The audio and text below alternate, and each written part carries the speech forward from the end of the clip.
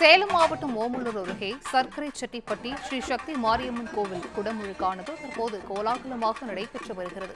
கூடுதல் விவரங்களை செய்தியாளர் கிரண் வழங்கிட கேட்கலாம். கிரண், வணக்கம். இது குறித்தான் முழு விவரங்கள்.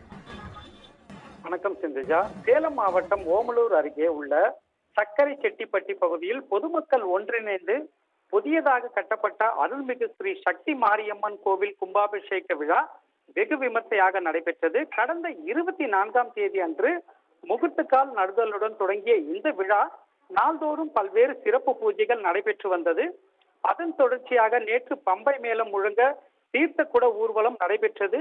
இரவு முதல் கால வேள்வி பூஜை நடைபெற்று வந்த நிலையில் அதனைத் தொடர்ந்து விழாவின் முக்கிய நிகழ்வான மகா கும்பாபிஷேக விழா மங்கள இசையுடன் ராஜகணபதி பூஜை, யாகசாலை பூஜை உள்ளிட்ட பல்வேறு சிறப்பு பூஜைகளுடன் தொடங்கியது. இதில் வேத பண்டிதர்கள் யாகசாலையில் இருந்து புனித நீர் கலசங்கள் கொண்டு சென்று கோபுர கலசங்கள் மீது புனித நீர் ஊற்றி கும்பாபிஷேக விழா வெகு விமர்சையாக நடத்தினர். இந்த விழாவில் ஆயிரக்கணக்கான பக்தர்கள் கலந்து கொண்ட நிலையில் அவர்கள் மீது புனித நீர் தெளிக்கப்பட்டது. அதனைத் தொடர்ந்து அம்மனுக்கு சிறப்பு அலங்காரம் செய்யப்பட்டு பல்வேறு சிறப்பு பூஜைகள் நடைபெற்றது.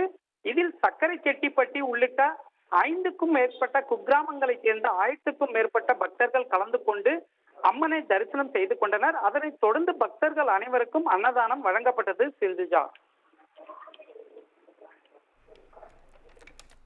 விவரங்களை வழங்கியமைக்கு நன்றி கிரண்.